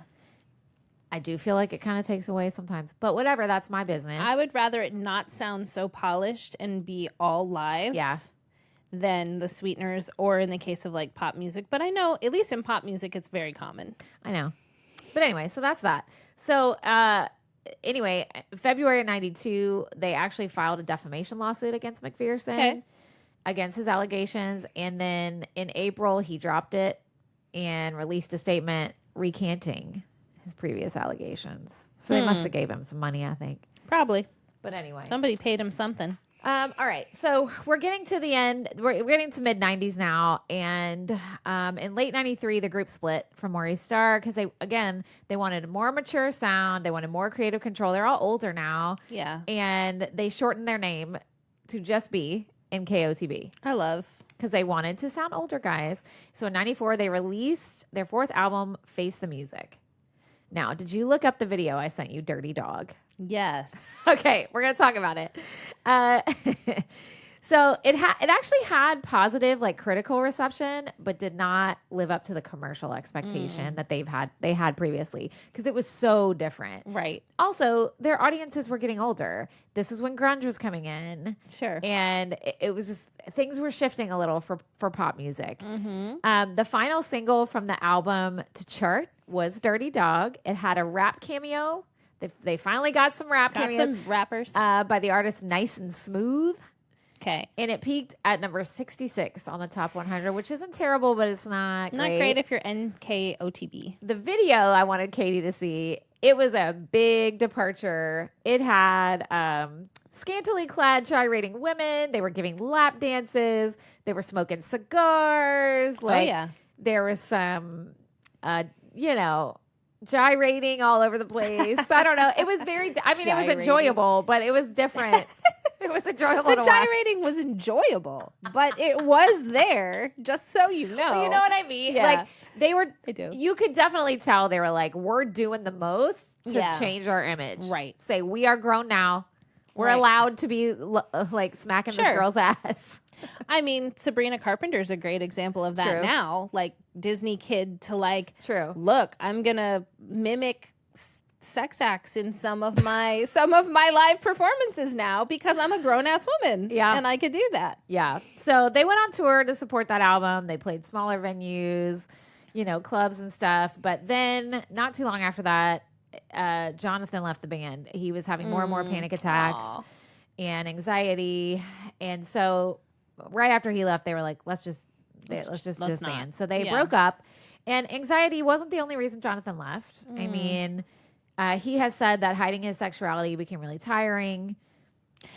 Was he asked to hide it? Or was it just he didn't say. Okay. All he said was, I was so run down. I had just been in a couple relationships with guys and nobody knew. And I knew I didn't want to be confined anymore. And he said, I think I was dealing with inner demons.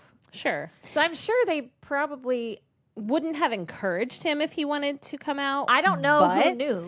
I don't know if he was okay with people knowing. So that could have been it too. And it was kind of unfortunate because Jonathan had an ex-boyfriend sell photos to the National Enquirer of them while they were in a relationship. I think in 2009 or something like that. And he never addressed it. He never said anything about it. But he's a National Enquirer, so it's not like heavy-hitting journalism. Right. But then in 2011, Tiffany was on Watch What Happens Live and inadvertently outed him. Oh, come on, Tiffany. And she said something about, like, she was discussing them dating in the 80s. And she said, he became gay later. Tiffany. Yeah. Girl. But I don't think she meant to. I know. And then it was a thing. So pretty soon after that interview, he publicly acknowledged. I mean, especially by 2011, that's a different story than like the mid 90s, like being a teen heartthrob. But still, everyone's story and timing and like, look, you never have to come out publicly if you don't want to. Right. So I think that was when he finally publicly addressed it. And came out publicly. I hope that was a moment of like relief for him and like that it ended up being a good moment for him. You just hope, right? Like that it's okay. This thing that I've been worried about is finally just like done and there. So maybe he could get some peace after that. Yeah. So that's that. So after the split, most of the group members, started families. They started to do other things in entertainment.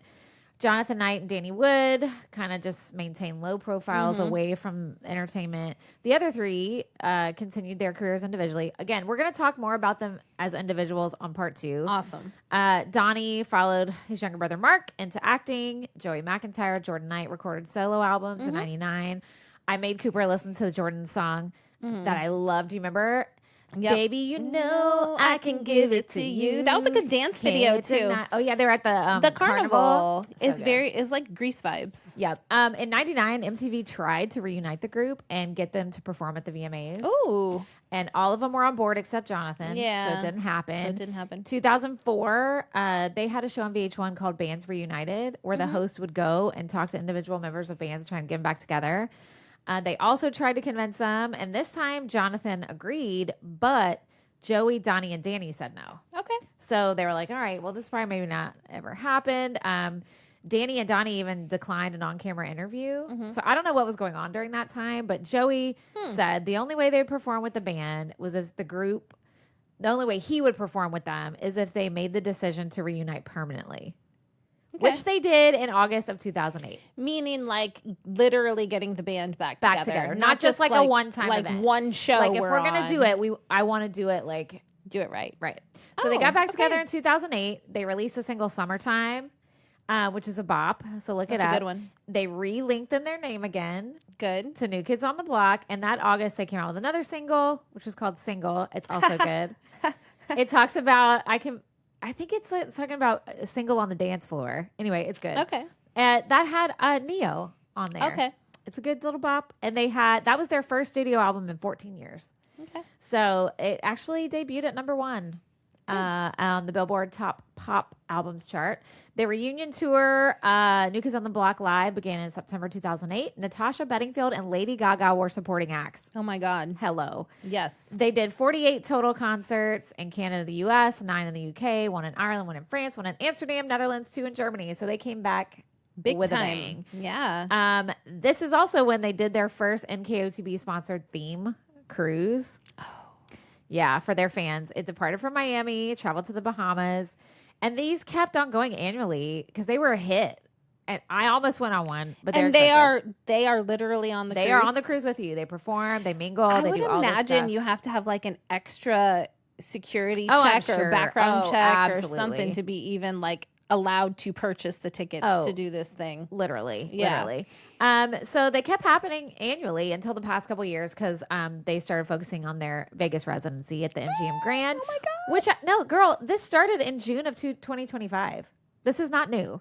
I thought it was new, and it is not new. Oh, they're already singing? No, this is their extension. They've had a residency there since last summer. I think I did know that. I did not know this. Yeah. So it began in June of 2025, was supposed to end this month, but they extended it for certain dates in June, July, and October. Okay. So we're aiming for, we don't know. Any of those. October, probably. Probably October. Gives us more time to raise money. It does. So the group also announced their full service tour in 2009, featuring Jesse McCartney and the Jabberwockies. Oh my God, I love the Jabberwockies. I went to that as well. I went on a Vegas trip with 2 sorority sisters. Let me see. I have pictures. Hold. Do you have a student in 20 minutes? What time is it? 11:40? No. Okay. 12:30 I do. Okay. Hold on. Let me find the picture. Okay. I told y'all this shit was going to be long. I can't find the picture. Oh, yes, here. Here it is at the Palms. It's a shitty picture, so I'm not going to show you, but here it is. That was the Palms. Oh. And we were far away, so it wasn't very good. But this is them. Yes. Now wait till I'll show you my sister's pictures. Anyway, so I saw them that summer on that tour. But then in July of 2010, New Kids performed with Backstreet Boys at a surprise collaboration performance at Radio City Music Hall. And they announced that fall they were doing a combined tour that summer with Jordan Sparks, Ashlyn Huff, and later Matthew Morrison, which is who we saw. Okay. Mr. Shu from Glee, guys. Oh, yeah. Yeah. That's who my sister and I saw. And he sang? He was one of their opening acts, yeah. What did he sing? He was fucking great. I don't even remember. He did some Stuff cover from songs. Glee? No, because this was before Glee, right? I don't know. He did some covers, and then he had some original music. That wouldn't have been before Glee. Yeah, it wasn't. I don't know. Okay. You're right. I don't know. I don't know what I'm talking about. I don't know. So this is my sister and I saw them on this tour. That's amazing. We were on the floor, and I'm going to show you how good our seats were. And don't worry, I will get up for this one because you can see. Well, this was us dressed with Jordan. Okay. Oh my God, you guys are so cute. That was us, ready to go. I love it. This was Donnie right behind us. I know. Die right now. That's Donnie right there. Can't see. He ripped his shirt off not too long after that. Dude is ripped. By the way. And this is how close we were. Thank you very much. Those are amazing tickets. Thank you.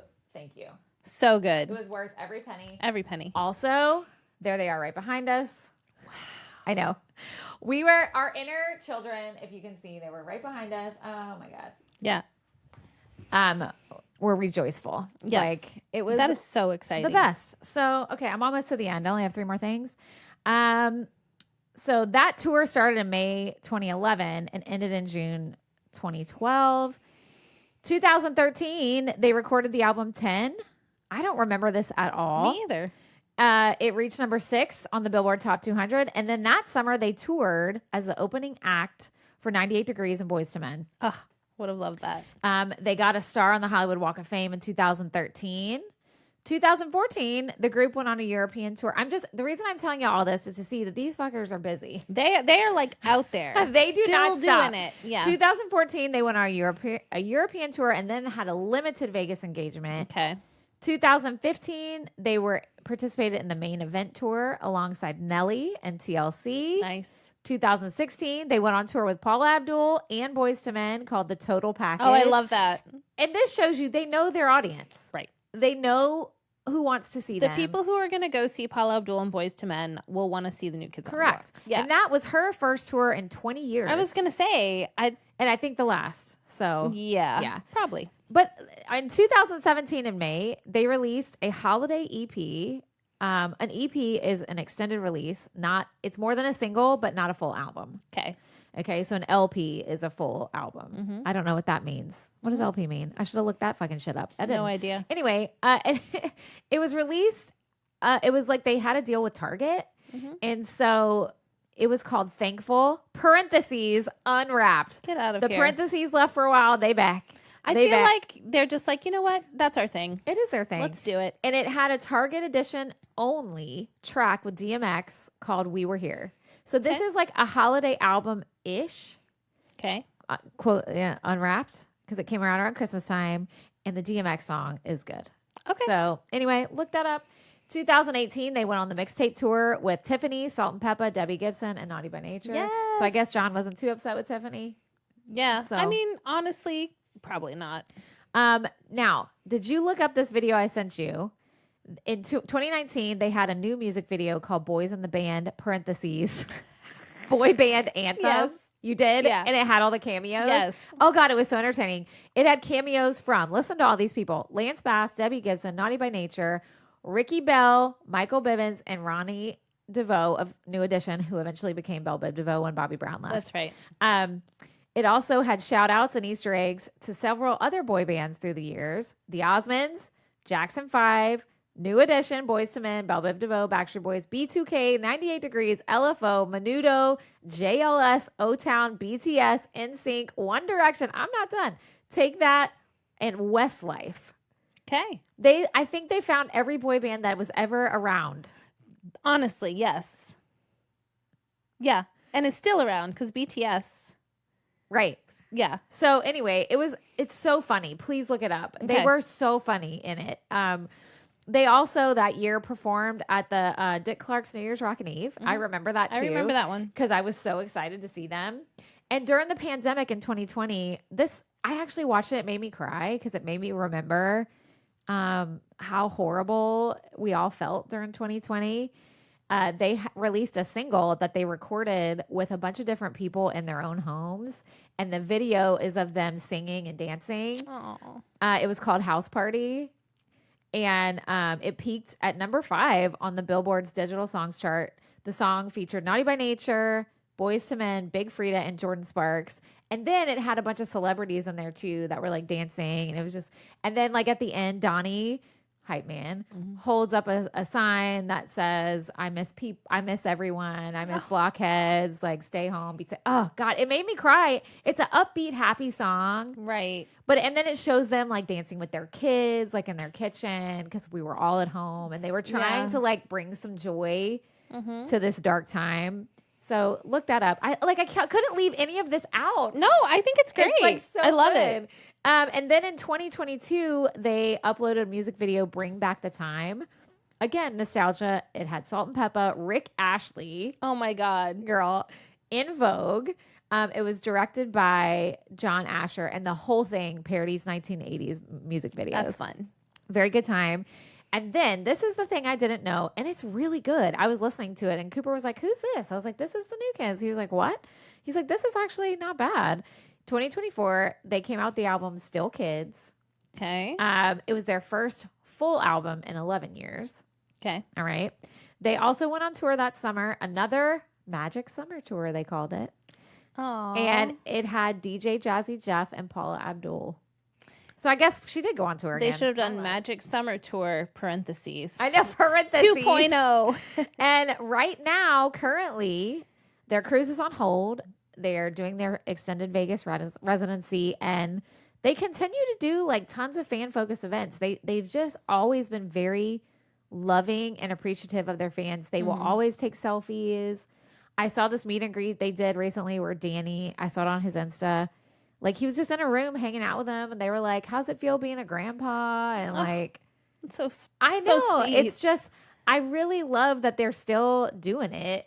Right. Like you said, like I do like it when celebrities are really great to their fandom no matter what. Like we've talked about that, like with the Dawson's Creek reunion and how those people will go to like 90s cons and stuff like that. But I feel like the New Kids are unique in that, yes, they do that, but they're like working still. They're creating new things. And they still dancing. And they dancing. I love that. And they still do some of the classic choreo. Good. Like the little leg like thing, if we go to Vegas, they better. Yeah, girl, we've got to go. Yeah.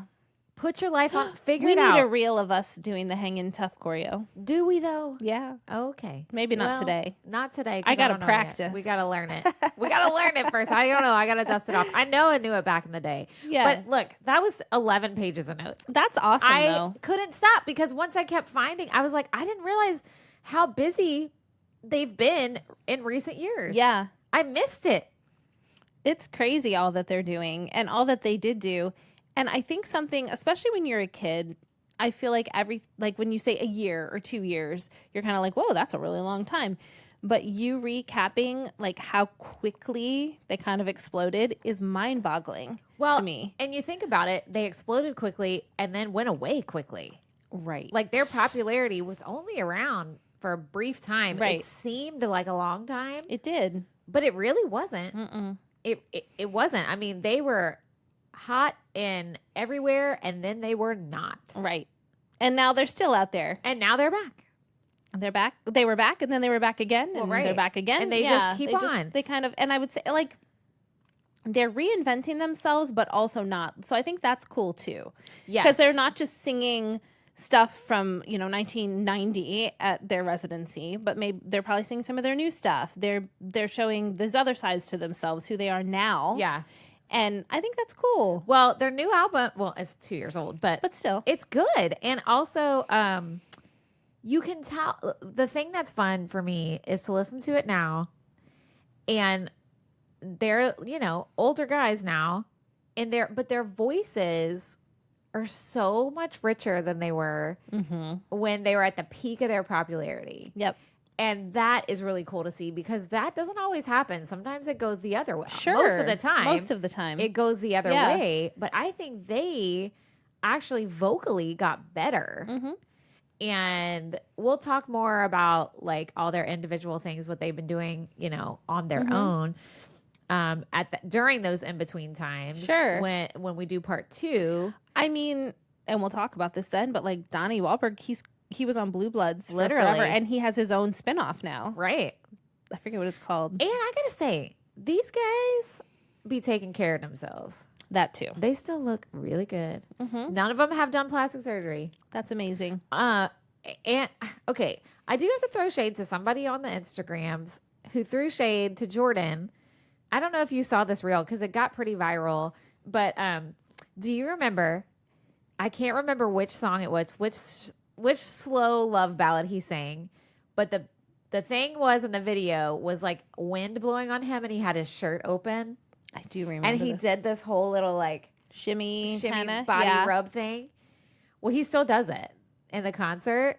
And this guy or this girl and her gay male friend did a video of them reacting. They were like, oh, when you go to the concert and you still see this, and it shows him doing that now, and they're like doing this face, and I'm like, y'all know he looks good, right? Yeah, like he's not 18, but he still also has like it doesn't matter what he looks like. Well, no, but I'm saying, but also he does. But they're acting like, ew. Yeah. Come on. And I'm like, that is rude. First of all, we don't do body shaming around here. That's what I'm saying. It doesn't matter what he looks like. No, but I'm saying, like, you expect this man, did you go in there and expect this man to look exactly the same, which he doesn't look too far off. Really not, no. Did you think he was going to look exactly as he did at 18 when he did that? Come on. Right. But he looks great. Yeah, of course. I wouldn't be doing that. I wouldn't be doing that for lots of reasons. No one would ask us to do that. Well, people might ask us to do that. We've been asked some interesting things on the socials, but that we don't need to hijack this episode with that. No. But yes, I think that's just kind of gross. I didn't like that. I was not. Anytime not you're okay. like commenting about anybody's body is gross. It's like the people of Walmart website, or have you seen those? Too. Listen, I'm probably on some of those. I probably am Katie too. Went up in the store with no shoes. I did. I went into CVS with no shoes. I was like, I'm not wearing shoes. I would not have done that, to be honest. I'm too germaphobe. I mean, that's what I'm saying. And I'm probably on some site somewhere. I don't really care. But like, it's just like, let people live. And also, there's so many important things we could focus on. And we don't need to go there because our podcast.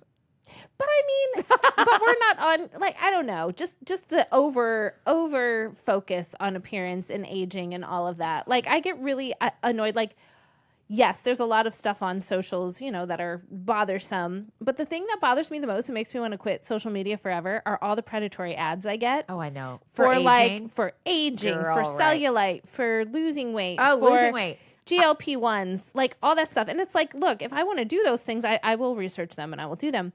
But it's just, it gets very overwhelming to me. And I will like block certain. Same. It doesn't matter. They find you. A different one pops up because there's just so many. And they know our age. Frustrating. They know our age. Yeah. And they know we're female. And we don't even look at that kind of stuff. No. And I'm like, I don't want to be like looking at my like friends' children or grandchildren. Dogs. Some of them are dogs and have to constantly be like, here's why you need this supplement to not have belly fat anymore. And I'm like, I don't care.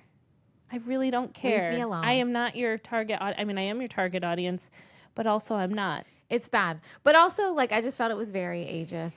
Like, he can have his shirt flying around all he wants because he looks good. And even if he didn't, I'd still be watching. Me too. I'd be like, oh, here it comes. What's going to happen? And I would I'd be cheering. But we're going to have some stuff to talk about him because I remember, do you remember that VH1 reality show, The Surreal Life, that he was on? Yeah. And he was with that chick from Top Model. No, she was with Peter Brady. Yeah, she was with Peter Brady. Yeah. But I feel like Jordan did something.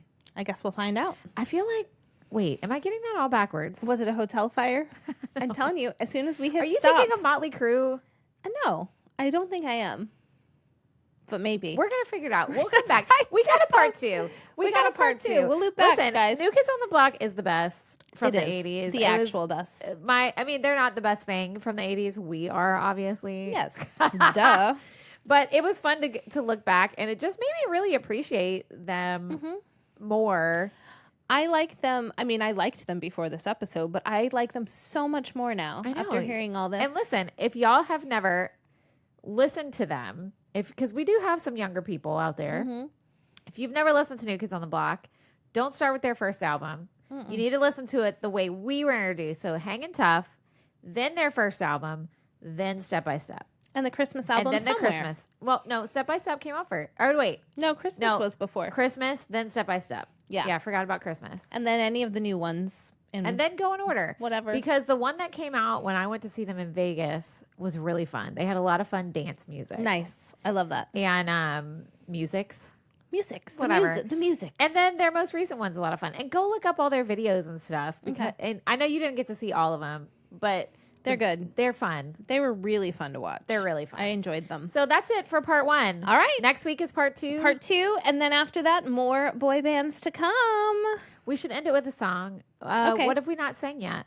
I think we sang CoverGirl, yeah? Yeah, you did. Crap. Well, let's end it the way we started. Okay.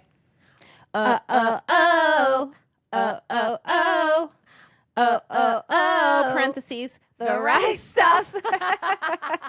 Yes. See, I learned something during this episode. You got the right stuff, baby. All right. We're done. All right. Well, thank you guys. We'll see you next